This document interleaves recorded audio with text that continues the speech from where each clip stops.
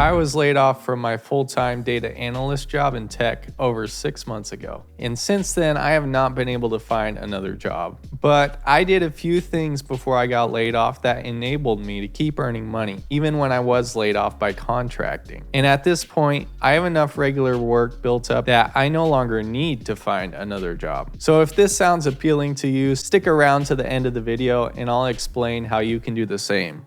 So what made me decide to start contracting in the first place? Well, I used to work at a church and I was looking for additional ways to earn side income. I came across data analytics and started applying for different contracts on Upwork. So that was my first introduction to the world of contracting and how lucrative it can be, particularly for someone who doesn't have a ton of career experience yet. So fast forward to last fall, and I find out that I might be getting laid off soon. At that point, I already had a bunch of money saved because my income had increased 5 times and I was able to keep my living expense around the same. Now, I realize that saving money like this might not be an option for you, especially if you're already laid off, but I think that it's worth mentioning because having extra money saved has taken a lot of the stress out of my transition to contracting full-time. So anyway, I end up getting official notice that I'm being laid off along with a bunch of other employees at the company, and I immediately start applying for new jobs. But I had no luck, even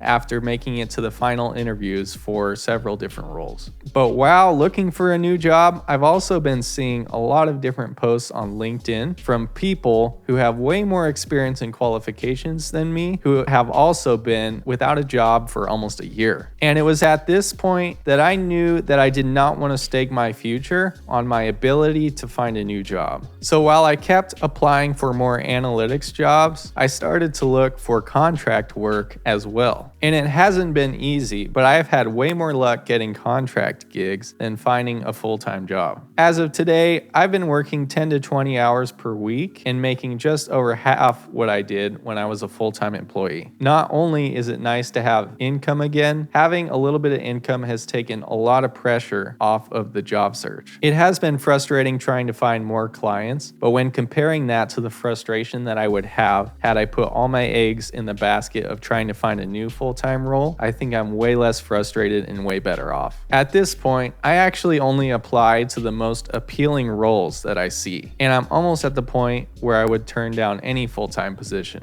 just to continue contracting. The main reason that I don't want another full-time job, even though I'm making less money for now, is because contracting brings you more stability. It's a lot harder to lose all of your clients at once than get laid off. And while it doesn't give you the flexibility over your schedule that most people say it does give you the flexibility to work only on projects that interest you and also to raise your rate whenever you would like. There's also no limit to the amount of money you can make, and thanks to authors like Dan Martell, I have the tools to start scaling as soon as I get more work than I can handle on my own. And on top of this, I think that there's actually never been a better time to become a full-time contractor. Reason number one is that finding new clients has never been easier. With tools like Upwork, you have a constant stream of new clients looking for the exact service that you're offering. And even just a few years ago, that really wasn't the case. Secondly, you can make way more money as a specialist. And at a full-time job, you have to do many different tasks and you have many responsibilities that might be keeping you from gaining the technical knowledge needed to increase your income. But as a contractor, you have the ability to focus on one business problem or task and charge higher hourly rates because of your ability to get results. For me personally, I've seen my hourly rate go up almost 50% in just a few months because of my ability to specialize. Just imagine what it would be like to go and ask your manager for a 50% raise. The third reason that I think it's a great time to start contracting